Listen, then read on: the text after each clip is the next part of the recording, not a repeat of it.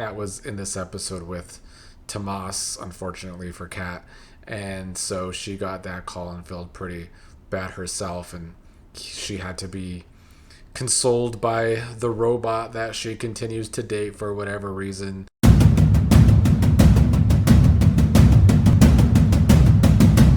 What is up, fellow Beyond the Gates viewers? Here to talk about today's Tuesday episode.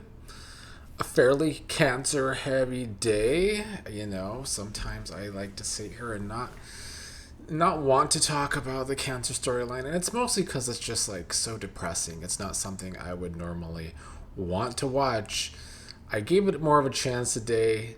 They had some really powerful scenes. We'll get to that. I do want to talk about Nicole and Dani first a little bit. They started the day having breakfast. Nicole made a comment when talking about Kat, calling her Princess Kat, which I saw online set off some of the Kat fans out there about that. And I'm very confused why they write this Nicole and Kat mother-daughter relationship the way that they do. Because on one hand, they like to call Kat Nicole and Ted's miracle baby, but then on the other hand, Nicole sometimes seems to never want to listen to Kat or is always dismissing Kat's feelings, now calling her a princess, which Kat does act like a princess, let's be honest. But is it a parenting problem? Is that why Kat acts like a princess? I would like the show to delve deeper into this mother and daughter relationship between Nicole and Kat, because with the way the writing has been lately, like especially for Vanessa, where I find the writing for her just deplorable and very bad, I wonder if there's a reason that this show writes the way it does for Nicole and Kat, or is it just the show writing poorly the way they have started writing for characters lately? I don't know, but that comment did stick out to me too. They also talked about how Bill put a stop to Leslie's shouse for now, and how Bill was reminded about his mother's depression and when he saw Anita in bad shape and how that is Bill's OG trauma. Nicole was saying Bill should have an extra layer of guilt the way that he did Dani. They also talked about how Vernon and Anita have two son-in-laws that were cheaters and everything. The subject changed to Nicole's dating life, which is when I lost interest in their conversation about how Dani thinks maybe Nicole can date both or just keep both Carlton and Kial. But Nicole says that both Carlton and Kial have been maybe wanting to get more serious. I don't know. I would just like to see that triangle not be written like it's a triangle with high school students. But we'll see if that happens going forward. Now, the big thing today, like I said, was Anita being in a ton of pain still. We saw in yesterday's episode that she was. It's the next morning, and she feels even worse. Before she woke up, though, Vernon was sitting there looking at her, telling her how he is sorry that she is the one that has to go through this pain. I do feel like the show continues to do a wonderful job where this Vernon and Anita relationship is. Like, I mean, they always have with Vernon and Anita as the older married couple on the show, but like showing us Vernon's side of the grief, because it really is painful for loved ones to have to see someone else go through something like cancer. So Vernon is doing a really good job of showing that. Vernon had to convince Anita to go to the hospital. She didn't want to, but she didn't have the energy to fight him.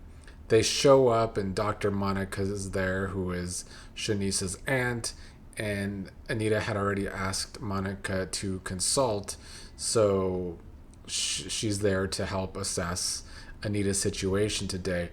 When Anita is talking to Shanice, Anita talks about wanting to do a do not resuscitate if something were to happen to her. It seems as though Anita is ready to give up and leave this life behind, and in this case, leave all this pain behind. This is when Vernon called Dani to come to the hospital with Nicole. When they came, Nicole did call Kat. Kat was in this episode with Tomas, unfortunately for Kat. And so she got that call and felt pretty bad herself, and she had to be consoled by the robot that she continues to date for whatever reason. Anyway, we had a really good scene when Monica was trying to assess Anita, because Shanice talked to Monica about Anita's DNR, do not resuscitate, and wanted Monica to make sure that's what Anita wants, because Shanice feels like Anita is making this decision under duress. Well, Monica assessed Anita, and I liked the dialogue with Anita about how she sees how the body and spirit are really two separate things now, because she has loved her body and all it's done for her, all the concerts she was able to sing at, how it Vernon worshipped her body and how it gave her her children, and yet she is in pain now and her spirit wants to be free of her body. Those were the scenes that made me, I got a little emotional, can't lie. I thought they were well done, and of course very well acted by Tamara Tooney.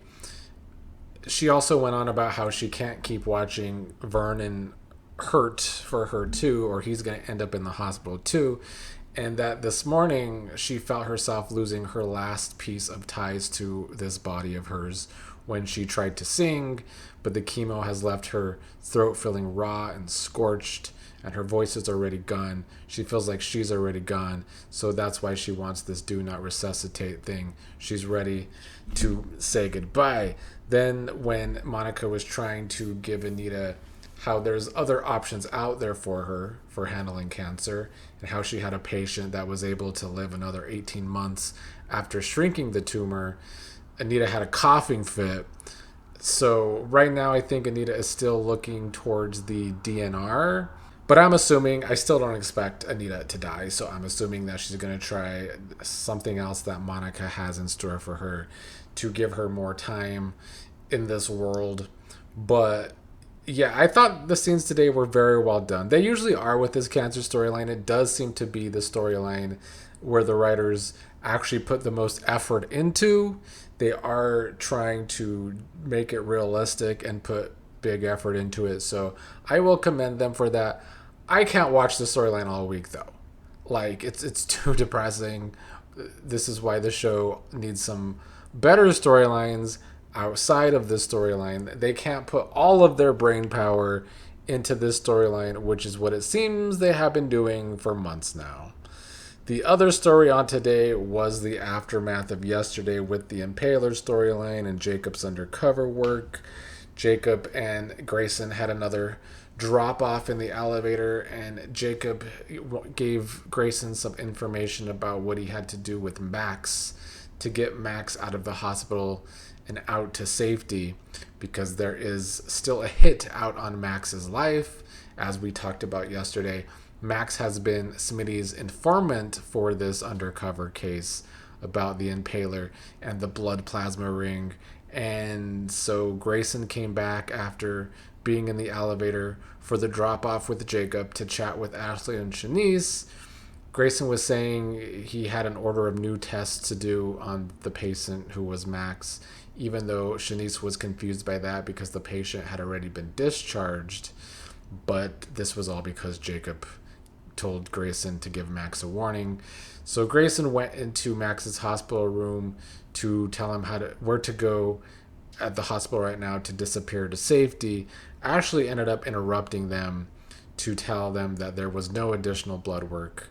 But then Grayson had Ashley go do something else, that Max was waiting for a prescription or something, so that Grayson could tell Max that he needs to keep his mouth shut about Grayson. And Grayson basically threatened to finish the job himself if Max squeals. I don't know if that was just Grayson trying to act hard and tough, or if that was actually a hint that Grayson might not be as good of a guy as he's pretending to be with Ashley. I don't know. Afterwards, Grayson, Shanice, and Ashley talked about how Max was stabbed and how he seemed scared and wanted to get out of the hospital quickly, which he did. Jacob and Smitty met in their favorite alley, all of our favorite alley, right? And they talked about how there was a hit still out on Max and how Jacob gave Grayson some info to help, which Grayson came through, and Smitty learned that Max got out of the hospital and out to safety. Then Grayson came to meet Jacob in our favorite alley and talked about how Jacob just dropped that on him out of nowhere. Grayson is saying he doesn't owe anyone anything, and this is the last time he's going to help with this. Grayson should continue to be more suspicious about Jacob, that Jacob is lying to him. I guess Jacob has not learned from Ashley that Jacob and Naomi hooked up the other night. But Grayson should find it odd that Jacob wanted to get Max out to safety when somebody higher up put a hit out on Max. I was a little confused by Grayson's whole thought process on everything that happened. Instead, we got Grayson feeling sorry for what he's been doing and thinking that the same thing can happen to him or worse than what happened to Max. Jacob is trying to convince Grayson that just because Grayson is involved in all of this, it doesn't change Grayson as a person, and that Grayson is doing this for his mother, which is what we have been told that he is doing. So we had a little bit of movement in this storyline, I guess, because we saw Max. Well, we didn't see Max get stabbed. I'm still upset by that, especially after watching yesterday's General Hospital episode, which was all action. I'm tired of this show leaving out action. This show can really use some more action. I don't think we're going to get it because of the two head writers that we currently have, unfortunately.